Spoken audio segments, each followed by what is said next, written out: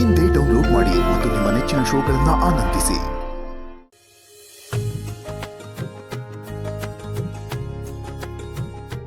ಮೂರು ಕಾಲ ಚೆನ್ನಾಗಿ ಬಾಳಿ ಮಕ್ಕಳ.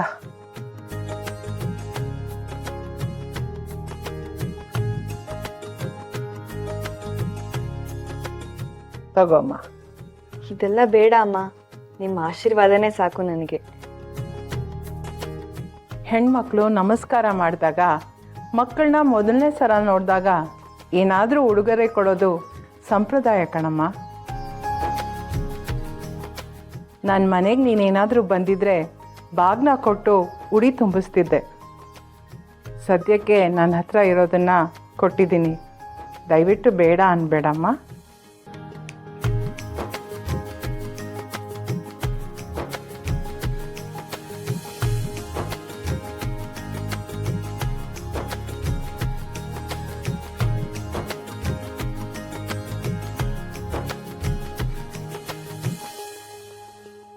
ಕಮಲಾ, ಇದು ನಿನಗೆ. ಅಮ್ಮ, ಇದೆಲ್ಲ ಬೇಡ.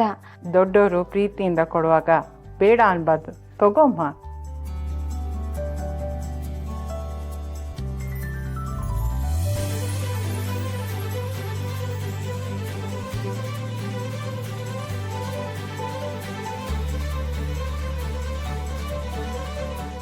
ನೀನೀಗ ತುಂಬು ಗರ್ಭಿಣಿ. ಇನ್ನೊಂದು ಜೀವ ಭೂಮಿಗೆ ಬರೋದು ಅಂದರೆ ತಾಯಿಗೆ ಪುನರ್ಜನ್ಮ ಅಂತಾರೆ. ಆ ಭಗವಂತ ಸುಲಲಿತವಾಗಿ ನಿನ್ನ ಕಂದಮ್ಮನ್ನ ನಿನ್ನ ಮಡ್ಲು ತುಂಬಿಸ್ಲಿ ಮಗಳೇ. ಅಕ್ಕ, ಇದೆಲ್ಲ ಯಾಕೆ? ತುಂಬ ದುಬಾರಿ ಆಗ್ಲಿಲ್ವೇ? ನನ್ನ ಪ್ರಾಣಕ್ಕಿಂತ ದುಬಾರಿ ಅಲ್ಲ ಗೋಪಮ್ಮ. ನಿಮ್ಮ ಮಗ ನನ್ನ ಪ್ರಾಣ ಉಳಿಸಿದಾನೆ. ನೀವೆಲ್ಲ ನಾನು ಜನ್ಮದಲ್ಲಿ ನೋಡದೇ ಇರೋಷ್ಟು ಪ್ರೀತಿ ಕೊಟ್ಟಿದ್ದೀರಾ. ಅದಕ್ಕೆಲ್ಲ ಬೆಲೆ ಕಟ್ಟಕ್ಕಾಗತ್ತಾ? ನನ್ನ ಮಗನ ಮದುವೆಯಲ್ಲಿ ಶಾರದಾ ಅಂತ ಒಬ್ಳು ಬಂದು ನನ್ನ ತಂಗಿ ಪ್ರೀತಿ ಕೊಟ್ಟು ಹೋದ್ಲು. ನೀವು ಬಂದು ಅಕ್ಕನ ಪ್ರೀತಿ ಕೊಟ್ಟು ಹೋಗ್ತಾ ಇದ್ದೀರಾ. ಅಕ್ಕನೇ ಇಲ್ದಿರೋ ಈ ನನ್ನ ಕೊರ್ಗನ ಆ ಭಗವಂತ ಈ ರೂಪದಲ್ಲಿ ತೀರಿಸಿದ್ದಾನೆ ಅಂತ ಅನ್ಸುತ್ತೆ. ನಿಮ್ಗೆ ಏನಾದರೂ ಕಷ್ಟ ಅಂತ ಬಂದರೆ ಒಬ್ಬ ತಂಗಿ ಇದ್ದಾಳೆ ಅನ್ನೋದನ್ನು ಮಾತ್ರ ಮರಿಬೇಡಿ. ವೆಂಕಟನಾಥ, ಒಬ್ಬನೇ ಹೋಗ್ತಿದ್ಯಾ? ಜೊತೆ ನಾನು ಬರಲೇ? ಬೇಡ ಅಣ್ಣ, ದಿನ ಓಡಾಡೋ ದಾರಿಲಿ ಭಯ ಏನಿದೆ ಅಣ್ಣ? ಏನು ಬೇಡ. ತುಂಡ್ಬಂಡಿ ಮಾಡೋಣ ಅಂದರೆ ಸತ್ಯವತಿ ಅಮ್ಮ ಬೇಡ ಅಂತಾರೆ. ಇಷ್ಟು ದಿನ ಸುಖ ಸವಲತ್ತುಗಳನ್ನೆಲ್ಲ ಈ ದೇಹ ಅನುಭವಿಸಿದೆ. ಈಗ ಆಧ್ಯಾತ್ಮದ ದಾರಿ ಹುಡ್ಕೊಂಡು ಹೊರಟಿದ್ದೀನಿ. ಸುಖಗಳನ್ನ ತ್ಯಜಿಸ್ದಾಗಲೇ ಮೋಕ್ಷದ ದಾರಿ ಕಾಣೋದು. ಇದ್ರ ಮೇಲೂ ಏನಾದರೂ ತೊಂದರೆ ಆದರೆ ನಾನು ನಂಬಿರೋ ಗುರುಗಳು ನೋಡ್ಕೋತಾರೆ.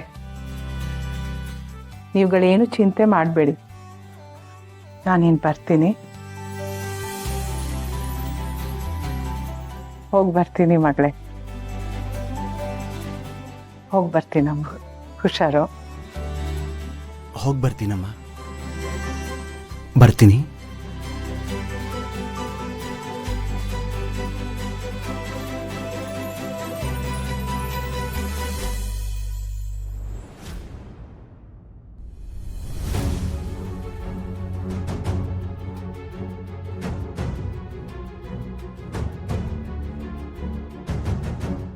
ಒಬ್ಬ ಹುಡುಗ, ಒಂದು ವಯಸ್ಸಾದ ಹೆಂಗಸು, ಈಕೆನ ಕೊಲೆ ಮಾಡೋಕ್ಕೆ ನಮ್ಮಂಥ ಬಲಶಾಲಿಗಳು ನೇಮಿಸಿದಾರಲ್ಲ ಆ ಗಜೇಂದ್ರ ಆಚಾರ್ಯರು, ಅವರಿಗೇನು ತಲೆ ಕೆಟ್ಟಿದ್ಯಾ?